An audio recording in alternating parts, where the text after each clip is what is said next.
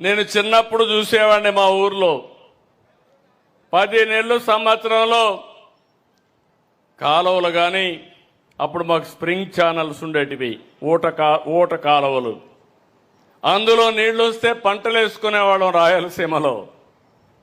ఇంకో పక్క వాగులు వంకలు ఎప్పుడూ పారుతూ ఉండేటివి. ఇటీవల కాలంలో వాగులు అన్ని పారడమే ఆగిపోయినాయి. ఇంకో పక్క భూగర్భ జలాల్ని తోడేసే పరిస్థితికి వచ్చాం. ఈరోజు మీరందరూ గుర్తుపెట్టుకోవాలి, కరెంట్ వచ్చిన తర్వాత ఒకప్పుడు నీళ్లు మీరైనా సరే ఇక్కడ కాలువలు ఈ యొక్క ఆనకట్లు ఉన్నాయి, కానీ రాయలసీమలో మోట్లు పెట్టి ఇక్కడ కూడా అప్లాంట్స్లో ఆ పని చేసేవాళ్ళు. ఎద్దలతో కప్పిలు తీసేవాళ్ళం. ఇలాంటి అనేక కష్టాలు పడిన తర్వాత కరెంట్ వచ్చింది, పంప్ సెట్లు వచ్చాయి, డీప్ బోర్వెల్స్ వచ్చాయి. అక్కడి నుంచి 1500 అడుగులకు వెళ్ళి మొత్తం నీళ్లు తోడేసే పరిస్థితికి వచ్చాం. దాంతో కరువు వచ్చే పరిస్థితి వచ్చింది. రాయలసీమ ఒకప్పుడు రతనాల సీమ, ఇటీవల కాలంలో ఎడారిగా మారిపోయే పరిస్థితి వచ్చింది. రాళ్ల సీమ అయిపోయే పరిస్థితి వచ్చింది. నేను సాక్షాత్ దానికి సాక్షిని కూడా. రాయదుర్గ నియోజకవర్గంలో ఎడారిగా మారిపోతుందంటే నేను ఒక 100 కోట్ల రూపాయలు ఖర్చు పెట్టి ఎడారిగా మారిపోకుండా ఉండడానికి చర్యలు చేపట్టిన వ్యక్తిని నేనే. అనంతపూర్ జిల్లాకు వెళితే నన్ను ప్రతి ఒక్కసారి పోయినప్పుడు 10 సంవత్సరాలు వేరుశనగ వేస్తున్నాం, 2 సంవత్సరాలే పంట వస్తుంది, 1 సంవత్సరమే పంట వస్తుంది, నష్టపోతున్నాం. కనీసం విత్తనాల ఖర్చుకు డబ్బులు ఇమ్మంటే నేను ఇన్పుట్ సబ్సిడీని ప్రారంభించాను.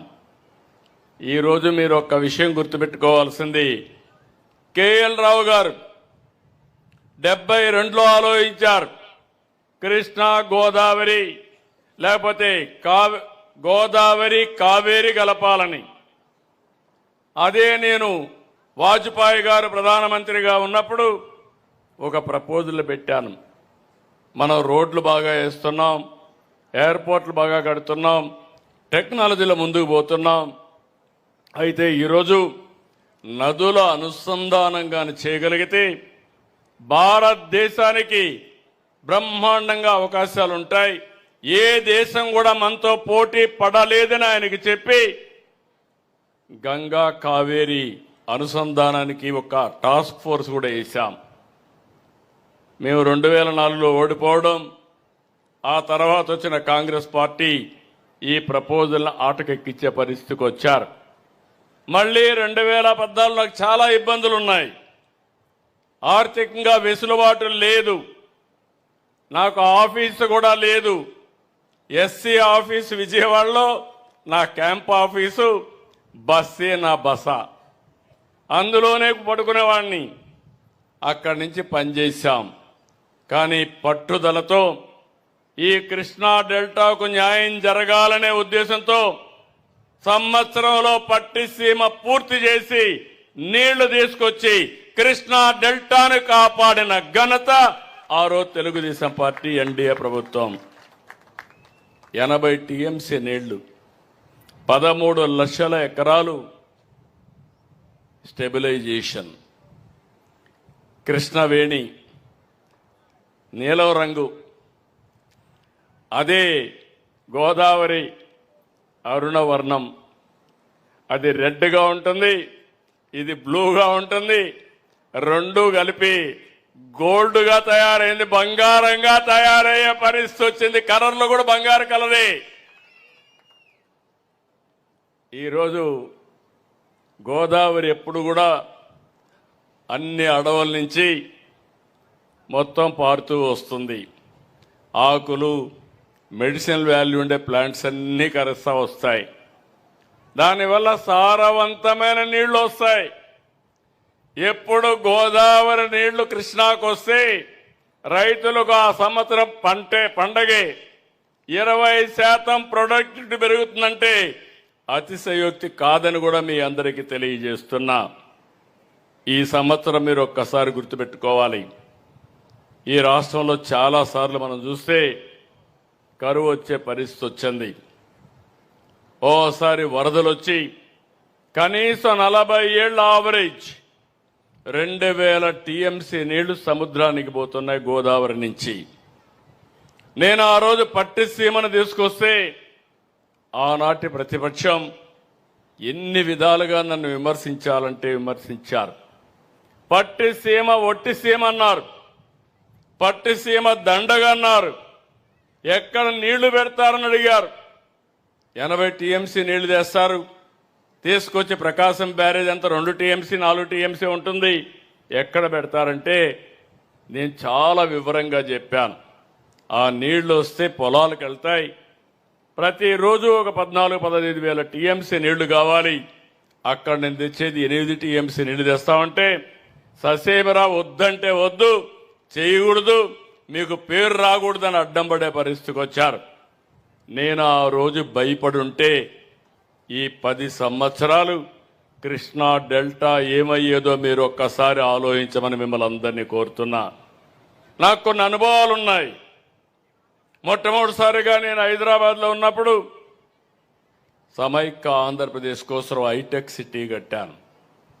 నేను హైటెక్ సిటీ కడితే అపోజిషన్ పార్టీస్ అడ్డుపడిపోయారు. జరగకూడదన్నారు, ఇది దండగా అన్నారు, దీనివల్ల అభివృద్ధి కాదన్నారు. కానీ నేను ఇనుంటే నేను చేసేవాడిని కాదు, ధైర్యంగా ముందుకు పోయాను. ఈరోజు మీరు చూస్తే భారతదేశంలో ఎక్కువ తలసరి ఆదాయం వచ్చే నగరం స్టేట్ తెలంగాణ అయితే బెస్ట్ లివబుల్ సిటీ హైదరాబాద్గా తయారైందంటే అది తెలుగుదేశం పార్టీ ఆ రోజు చూపించిన చొరవ, వాజ్పేయి గారు సహకరించిన విధానం. ఈరోజు కూడా మీరు చూడండి, అమరావతి కూడా అదే పరిస్థితి. విజయవాడ, గుంటూరు, మంగళగిరి ఇవన్నీ కలిపి అమరావతి. దానికి కూడా ఎన్ని విధాలు అడ్డం పడ్డారో మీరే చూస్తున్నారు. కడాన 99.5% రైతులందరూ భూములు ఇచ్చారు. 2.5 ఎకరాలు 5 ఎకరాలు ఒక రైతు అడ్డం పెట్టి రోడ్డు రానియకుండా సీడ్ యాక్సెస్ రోడ్డుకి అడ్డం పడే పరిస్థితికి వచ్చాడు. ఎన్ని చెప్పినా వినకపోతే కడాన ల్యాండ్ ఎక్విజిషన్కి ముందుకు పోయి, అది కూడా ఆయన తప్పు కాదు, అపోజిషన్ పార్టీలో ఉండే వ్యక్తులు వాళ్ళని ప్రోత్సహించి ప్రేరేపించి రోడ్డు వస్తే మంచి పేరు వస్తుందని. రేపు అది అయిపోతానే మీరు పోయి చూడాలి. ఆగస్టు 15కి సీడ్ యాక్సెస్ రోడ్డు వస్తుంది. ఆ తర్వాత మీరు ఆ రోడ్లో పోతే మీకే అర్థమవుతుంది అమరావతి యొక్క విశిష్టత. ఈరోజు మనం ఇక్కడ చూస్తే 2015 నుంచి 25 వరకు గోదావరి నుంచి కృష్ణా నదికి 450 టీఎంసీ నీళ్లు తీసుకొచ్చాం. ప్రాజెక్టు ఖర్చు పెట్టింది 1300 కోట్లు. ఈరోజు ఈ ప్రాంతంలో మీరు గుర్తుపెట్టుకోవాలి, చర్చ కూడా చేయాలి. ఈ దేశంలో ఒక సమస్య ఉంది, ప్రపంచం అంతా ఈ సమస్య ఉంది, మన దేశంలో ఇంకా ఎక్కువ ఉంది. మంచిని మీరు మాట్లాడరు. ఏదైనా ఒక చిన్న పని కాకపోతే మాత్రం తిట్టడం మొదలు పెడతారు. 10 పనులు చేసి 11వ పని కాకపోతే మాత్రం ఇమ్మీడియట్గా విమర్శించే పరిస్థితి వస్తారు. ఈరోజు మీరు ఒక్కసారి చూస్తే కృష్ణా డెల్టా బాగుపడింది. ఇక్కడ వాడే నీళ్లు శ్రీశైలంలో పొదుపు చేశాం. పొదుపు చేసిన నీళ్లు రాయలసీమకి ఇచ్చాం. ఇప్పుడే మన మిత్రుడు సత్యకుమార్ యాదవ్ గారు చెప్పారు, ఆయన నియోజకవర్గం కూడా అందరి నేవా వెళుతుంది. కరువు జిల్లా అనంతపూర్ జిల్లా ఈరోజు హార్టికల్చర్ హబ్గా తయారైంది. రాయలసీమ కరువు, రాయలసీమ నుంచి లింగాల మండలం చూస్తే హార్టికల్చర్ వేసి హైయెస్ట్ పర్ క్యాపిటల్ ఇన్కమ్ ఆంధ్రప్రదేశ్లో ఆ మండలం వచ్చే పరిస్థితి వచ్చింది. విశాఖపట్నం కాదు. అంటే వినూత్నమైన రైతాంగం, ఆలోచనలు వినూత్నం.